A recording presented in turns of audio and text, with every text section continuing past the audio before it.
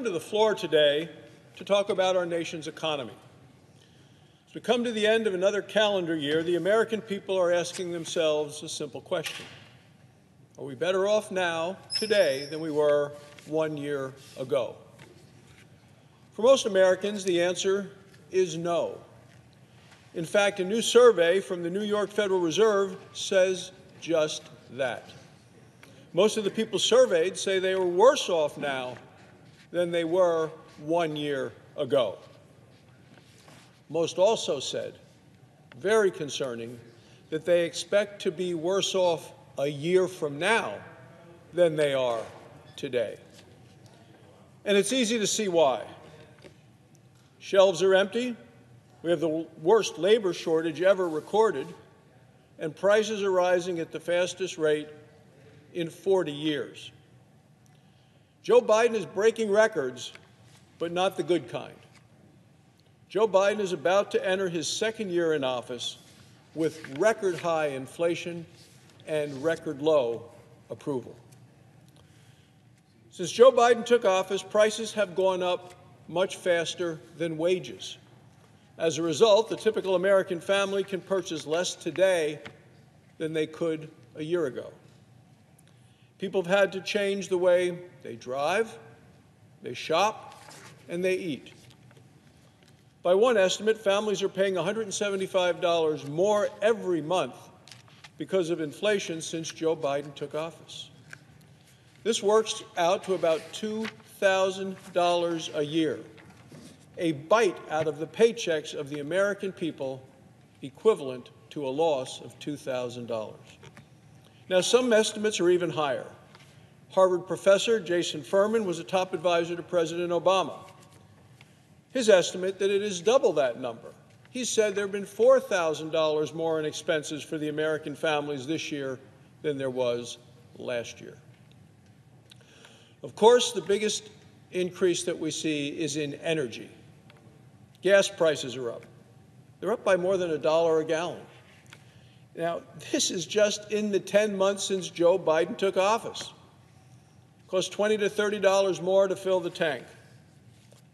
Today, they're at a 7-year high. Natural gas prices are also at a 7-year high. Well, half of the families in America heat their homes with natural gas. 1 in 5 American families has already been cutting expenses other places to pay for their energy bill for the year. Last month was the biggest jump in energy prices, amazingly, in an entire decade. And winter is almost here. Some people may have to choose between whether they can afford to eat or whether they can afford to heat their homes. Hard to believe that in just 10 full months in the White House, Joe Biden could have taken inflation to this very high level. The supply chain crisis, the worker shortage, the inflation crisis are all the direct results of the policies of the Biden administration and the Democrats in Washington. Why are the shelves empty? Well, because we don't have enough workers. More than 11 million jobs today are unfilled. We've broken new records for unfilled jobs in 5 of the first 10 months that Joe Biden has been in office. And no matter where you go, there are help wanted signs in the windows. There's no coincidence. In March, President Biden extended a bonus payment to people who stayed home from work. Millions of people made more money by not going to work than they would by going to work. Well, in September, that bonus payment ran out. Then Joe Biden announced a nationwide vaccine mandate on the American people. This mandate took a sledgehammer to our nation's workforce. The president must have known that people would lose their jobs. Doesn't seem to think he cared, because he imposed the mandate anyway. These are people who worked every day during the pandemic, showing up, no matter the weather, no matter the situation, showed up to do the job to help the people in their communities and in their states and in this country. Now, under Joe Biden, people are losing their jobs, Shelves are empty. Prices continue to rise. In March, Democrats made things worse by putting $2 trillion on the nation's credit card. That bill sent inflation into overdrive. The San Francisco Federal Reserve says that Democrats' spending increased inflation. Democrats made lavish promises about their last spending bill. They said the bill would create millions of jobs.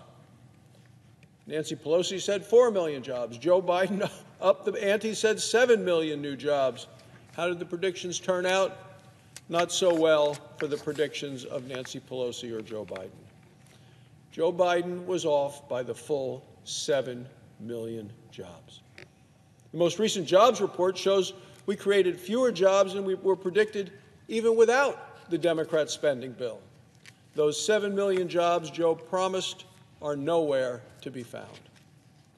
Last month, we created less than half the number of jobs the experts predicted. Now Democrats want to do the same thing all over again. They want another multi-trillion-dollar spending spree. This spending spree would cause the largest tax increase in half a century, trillions more in debt, and even higher prices. Now, speaking of rising prices, the price of this spending bill keeps going up. For months, Democrats claimed that they wouldn't add to the debt, and they said the total bill would cost less than $2 trillion. Last Friday, we found out the real price tag. The Congressional Budget Office took all the accounting gimmicks, the budget tricks, took it all out of the bill. And they told us the real cost of the bill is nearly triple the price that the Democrats said. The real price tag, close to $5 trillion, would be the largest spending bill in history. Democrats' spending spree would add $3 trillion to the national debt. And just yesterday, the Democrats voted, every Democrat voted to raise the debt ceiling of the United States by $2.5 trillion. Every Republican voted against it. You think about how much money this is, it's almost the size of the entire economy of the United Kingdom. You know, all of this spending would bring the Democrats' total to $5 trillion in new debt in just 10 months. And what does all the spending get you? Well, the most expensive thing in the bill is something that some refer to as the Green New Deal, which is billions of dollars in new taxes on Americans' natural gas production. It includes an army of climate activists paid to protest American energy projects. The second most expensive part of the bill is the blue state billionaire bailout. It's a tax break for people in high-tax states. I look at it as specifically California, Illinois, New York, New Jersey. The vast majority of Americans would get no tax break at all. Almost all of that benefit would go to the wealthy. Don't take my word for it. Here's what the Democrat chairman of the Budget Committee, the junior senator from Vermont, had to say about it. He said the last thing we should be doing is giving more tax breaks to the very rich. It sends a terrible, terrible message. But if that is what the Democrats in the House under Nancy Pelosi passed and sent to the Senate for consideration and passage. The junior senator from Vermont, the chairman of the Budget Committee, also said the hypocrisy is too strong. Well, the chairman is absolutely right. Even by the standards of Democrats in Washington, this hypocrisy is too strong. If Democrats pass this bill, it will mean tax cuts for billionaires and tax audits for working families. It'll mean higher taxes, more debt, higher prices, the highest inflation in 40 years, and it will go even higher. When the American people ask themselves, are we better off today than we were a year ago? We know what the answer is going to be: a resounding no.